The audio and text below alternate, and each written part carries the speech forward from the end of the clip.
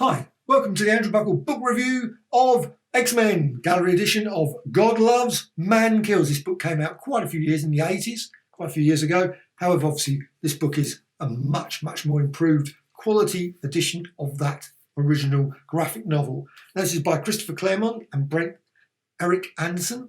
Now, obviously, it's from Marvel, 120 pages. The book came out just now, 2021, though it does seem to suggest 2020, so I don't know what was obviously a slight delay. You can see the size there. It's quite a big size book, but it's a thin edition, which is okay. Good story.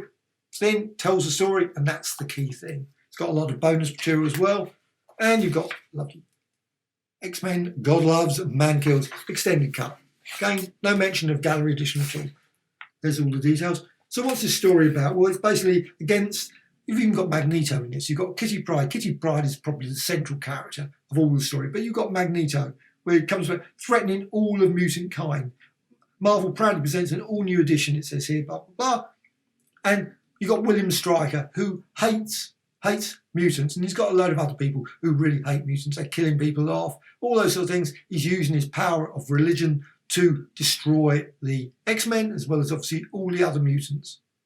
However, uses Professor X as well. So he uses the mutants to achieve his ends. There's some great scenes all the way through, and I absolutely think this is an absolutely superb book, brilliant forward. And you've got, of course, again, like I said, the main character, to me, Kitty Pryde.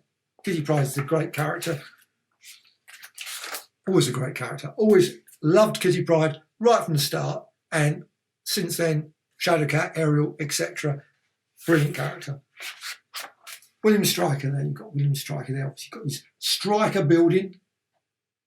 And of course, you've got the X-Men. Now, the other X-Men do appear. At Wolverine, there's some great battle scenes with, but there's no super villains. There's no sort of like really powerful sentinels or anything like that. We're talking against basically lots of people, and these people have gone through all strata, the police as well as in government, and so on and so on. So clearly, William Stryker has built up a position that he can manipulate lots and lots of people to achieve his end, destroying mutants.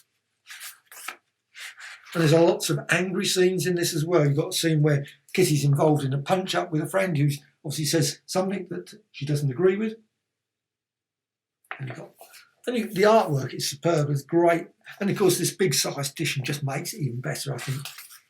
And of course, she goes back, she's got a big bruise there, and she just wants to go off and release a little bit of energy and goes off to the danger room, and they all sort of have a lot of problems in danger room. Clearly, things are starting to get a little bit of anguish. I must admit, when I look through this artwork, the artwork quite does remind me of Neil Adams quite often. When I look at it, first initially I thought Neil Adams. But you can see certain panels, you think, was that Neil Adams? Maybe completely wrong, but that was for me. Now, not only that, the X-Men are also under attack. I don't know, somehow they obviously know everything about the X-Men, and they've got various monitoring devices and all those sort of things. So it's really, they've got problems. But again, you've got Kitty Pryde. Kitty Pryde is the central character. She sort of just sorts everything, but she's on the run, all those sort of things. The usual sort of, but of course you know she's going to come good at the end, which is always the thing. Or does she? However, really, the gutter is the worst thing in this book. It seems to be a case of quite a few I've recently. I wish they would just maybe make the pages slightly further away. I just do not see why they can't just align it, push it slightly over. Why it needs to be, because it's obviously a digital file, so clearly a digital file, you can just shift it. So you've got a bit more white space. Though, of course, you've always got the problem of double the pages where the colours go, obviously the whole thing just goes over 2 pages. Oh, it's not too bad. But one thing I did have to find, with all this, they were all sticking together, all the pages. Literally, I had to peel these apart. It was like, every single page. I was really relieved they weren't actually physically. It was just literally just a static. They just pulled. But it did leave in places. Noticed a lot of the ink, some of the ink, especially at the centre in the gutter, just seemed to have pulled away. So I can see white specks where it's all just pulled away, which is slightly disappointing. But great artwork all the way through this. Magneto is superb as well. I love Magneto. Magneto is one of my favourite characters. Always has been. I wonder why they've never released the Magneto one that they did. I would love to see that in gallery edition. Actually, there's so many comics that I would love to see as gallery editions. And, well, Professor X, central character as well, but in a different way in the story. I don't want to spoil too much of the story, but I think it's, we've actually got here, finally, Kitty Pryde is actually in costume as well. You dare call that thing? There's some quite powerful scenes in this all the way through. And obviously there's that challenge for Magneto. Magneto has always been that sort of, that he's going to strike back from mutant kind. Of course, he's the most powerful mutant. Well, Professor X is pretty up there as well. So I loved this story. It was actually a thoroughly enjoyable read. Now, again, just even then, I've just opened about, I could hear it. Just suddenly the paper is still stuck together. Anyway, got an afterword. You've also got revisiting. You've got obviously a lovely interview there, which is really good. So that's why I don't really want to say much about the story. You can read that in this really good interview, as well as all the afterwards and forwards, etc. Again, Magneto. X-Men Black, Magneto, issue 1. And then you got some brilliant variant covers as well. I love that. Look at that. And I think always these variant covers look superb. Would have been so disappointed they bring out the variant covers, but like in quarters on the page. Again, even just then, I can still hear the paper sticking. Yeah, very odd. You can see a little bit of crack. That's going to slightly annoy. However, you've got that brilliant bit of artwork there. Now, these would make brilliant posters for putting on the wall. Of course, I'm not going to do that, but cutting out, but it's just great. Now, who are they? Marcus Martin. And then you've got some, of course, original drawing. You have got some, again, pages still sticking. You've got some, obviously, lovely artwork pages there as well. And then all the way through to the back. And I think that's it. I don't think there's anything else. But I absolutely thought this was brilliant. So I've never read this book before.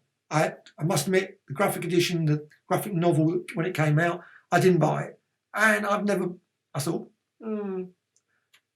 However, I should have done. Obviously, this, as he mentions in here, Chris Claremont, it basically is a standalone X-Men story. You do not need to know anything about the X-Men before or anything afterward what's happened. This is a singular story that literally could stand sort of as an introduction to the X-Men. And I think that's probably right, actually. There's nothing you particularly need other than the fact that, I guess, to be told that they're mutants and they've got special powers. Though there is a point where basically they turn around and say, well, are they any more special than, say, a physician or, whatever, or an artist or anyone that's got obviously some specific skill? They obviously can blast things, they can do this, or they can control magnetism, but that's the thing. So where do you draw lines of saying, well, we're going to attack this group of people?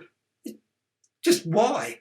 Never understood it anyway. Just even now, it just baffles why people, the hatreds that come through in everything is just like staggering. But that's unfortunately, you can only hope that the world will eventually change. Well, not the other way around. That wouldn't be good either. But God loves and man loves. That would be, and woman loves as well. That's another slide. You could argue it goes, man kills. However, we're not going to get into those sort of things in this book. I think this, but it's still, clearly that's the message. At the end of the day, just,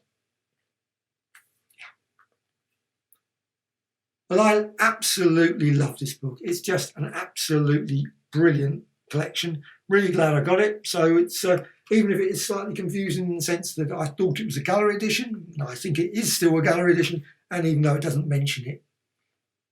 And hopefully they bring out more editions like this. Obviously not this one, but X-Men. But there's so many other brilliant series books that deserve this large, lovely format like this. And I would love to see it. Sometimes you get these graphic novels and they're all obviously the same size as the comics. It's nice when you get a really good, large edition for a really decent comic series.